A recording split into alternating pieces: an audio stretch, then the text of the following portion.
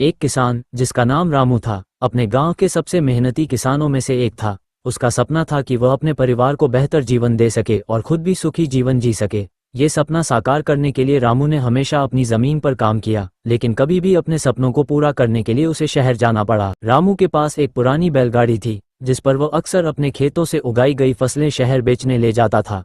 एक दिन रामू ने निर्णय लिया कि वह अपनी बैलगाड़ी में धान, गेहूं और अन्य फसलों का माल लेकर शहर जाएगा और उन्हें बेचने की कोशिश करेगा ताकि उसे अच्छे दाम मिल सकें। सुबह जल्दी उठकर रामू ने अपनी बैलगाड़ी तैयार की और बैल को चारा दिया। बैल बड़े अच्छे और मजबूत थे, जिनसे रामू को बहुत उम्मीद थी। उसने बैलगाड़ी में धान, गेहूं और सब्जियां भर लीं और फिर अपने घर से निकल पड़ा। उसके साथ उसका छोटा भाई गीता भी था, जो उसे रास्ते में मदद करेगा।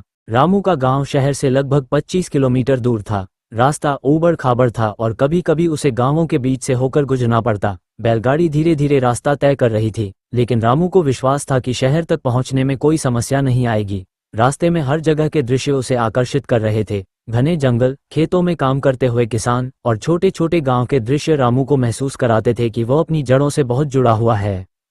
रास्ते में रामू और गीता ने कई गांवों को पार किया। हर गांव में लोग अपनी अपनी दिनचर्या में व्यस्त थे। कुछ किसान खेतों में काम कर रहे थे, कुछ घरों में काम कर रहे थे और कुछ गांव के चौपाल पर बैठकर बातें कर रहे थे। रामू को ये देखकर अच्छा लगता था कि गांव की संस्कृति इतनी जीवंत थी, और उसे ये भी एहसास हुआ कि उसे कभी भी अपने गांव की अहमियत को नहीं भूलना चाहिए। जैसे जैसे रामू और गीता शहर के करीब पहुंचने लगे, शहर की हलचल भी उनके पास आने लगी। ऊंची ऊंची इमारतें, तेज गाड़ियों की आवाजें और सड़कों पर घूमते लोग शहर के जीवन की एक अलग तस्वीर दिखाते थे।